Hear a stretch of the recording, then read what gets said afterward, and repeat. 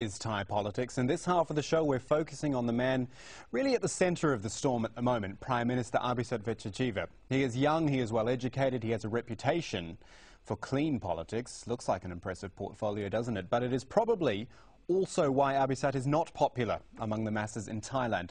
He comes from a wealthy upper-class family, born, brought up, educated in the United Kingdom. He studied politics, philosophy, economics, law. He even did a brief stint as a teacher. And so quite naturally he draws his support mainly from Bangkok's educated, middle class. Less success, though, it has to be said, with the working class and the rural Thais, who of course form the bulk of the Thai population. And as we mentioned earlier, he was appointed Prime Minister from within the Parliament. He was not elected by the people. Let's talk more about Abhisit with our guests in Washington, D.C. Bunjob Jarawan Chonwanit, in Boston is Zachary Abuza, and in Oxford is Ji Ung Pakon. Zachary Abuza, I'll come to you first in Boston. Did Abhisit ever really have a chance, given his background, given that he seems so far removed from everyday Thai people? Did he ever really have a chance? Well, he does. He's a very bright and articulate individual. He really led the Democrat Party back from the political wilderness where it was back in 2005, when they were almost driven off the political map. In the elections in December 2007, his party secured around 42% of the vote. So he is a very impressive figure. I think he could be a very good steward of the economy. But right now, I think clearly the Democrats, the military, the monarchists really have underestimated the staying power of Thaksin. I think everyone assumed that the further away from September 2006, the more irrelevant he would be, and it's simply not the case. And it's really caught Abhisit by surprise. So you don't think there's a spot where he almost put a foot wrong when he came into this job and, as you say, maybe underestimated the power of Thaksin? Go ahead. Well, I would disagree with some of your introductory remarks that he wasn't elected directly by the people. This is a parliamentary system. This is not a presidential system. It is a Westminster-style system. He is elected by the party or the parties which have a majority of parliament.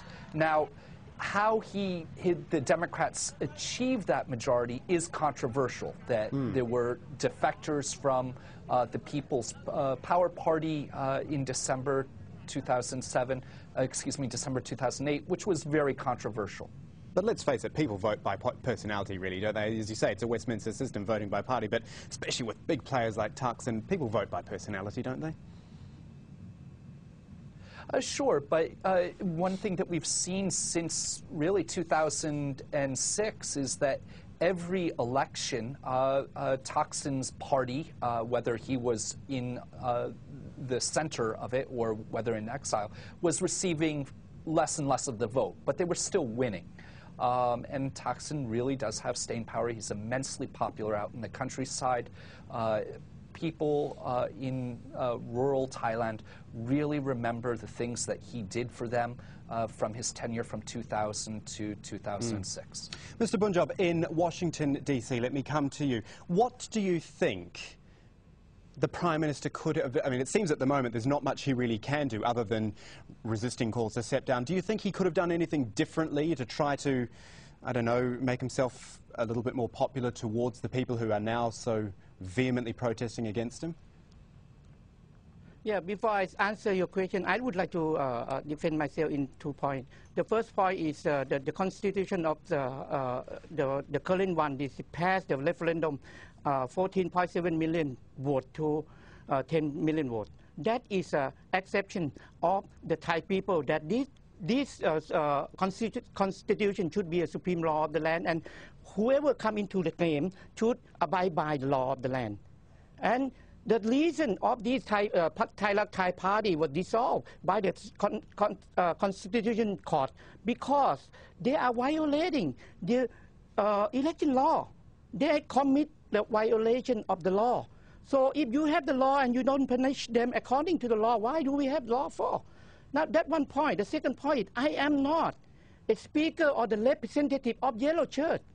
I am looking for the best for the Thai country, the same way as Professor Jain Prakon and everybody. But we have to find the solution, how we're going to solve this issue. We cannot create the democracy from the hatred. Okay, we cannot so what do you create think, the then? democracy by the protesting. What do you think then Prime Minister Abhisit could do about it? That's what I want to focus on just at the moment. The Prime Minister, what the Prime Minister should do is settle down these riots first and bring every party into the table and talk. Discuss about what we're going to do about the situation, how we're going to break out from the vicious cycle that we have over 10, 15 years now. Not just on, it does not happen in 4 years or 5 years. This cycle of a violation of the law, it happened in Thailand for as long as I know. I was 25, 30 years in Thailand. I've seen it all the time. I am not against the red shirt or the yellow shirt or anyone. But what I call for is, why not come to the table and talk?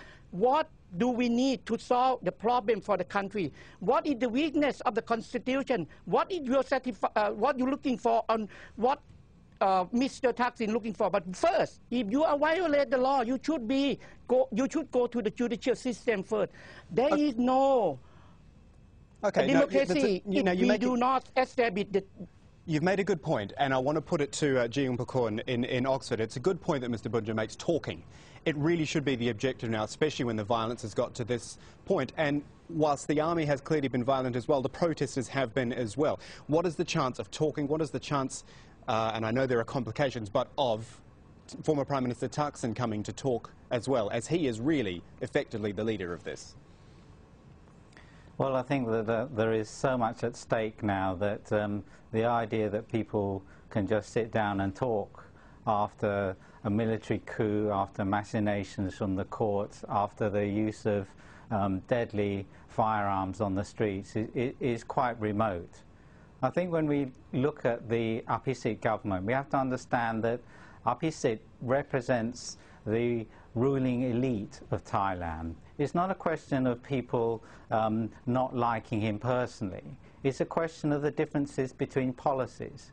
Thaksin's government brought in the first ever universal health care scheme and many other schemes to help poor people because, you know, rightly or wrongly, he believed that the poor should be stakeholders in society, and I think that's a correct view.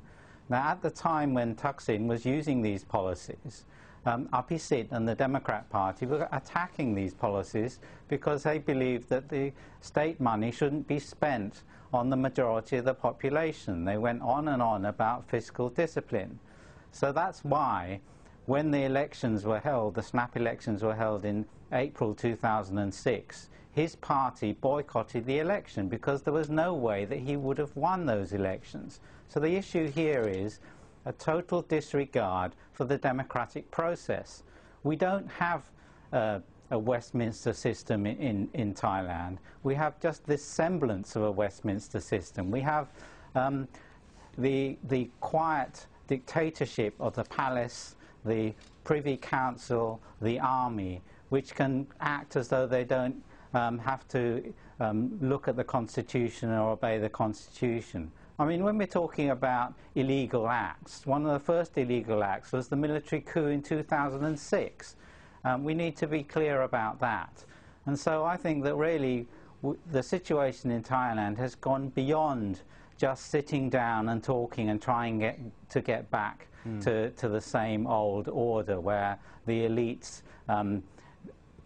they enjoy their privileges and so on, and that they can disregard democracy. What we really need is for people to sit down and accept the democratic process and to actually keep the military, keep the Privy Council, the King's advisors, and keep the monarchy out of politics. Gentlemen, we're going to have to wrap things up there. My thanks to all our guests, Bunjab Jaron Chawanit in Washington, D.C., Zachary Abuza in Boston, and Ji Pakon in Oxford. Gentlemen, thank you. And to you, our viewers, thank you for joining us for Inside Story. Your comments and suggestions, you know where to send them. It's insidestory@aljazeera.net. From the whole team, it's goodbye for now.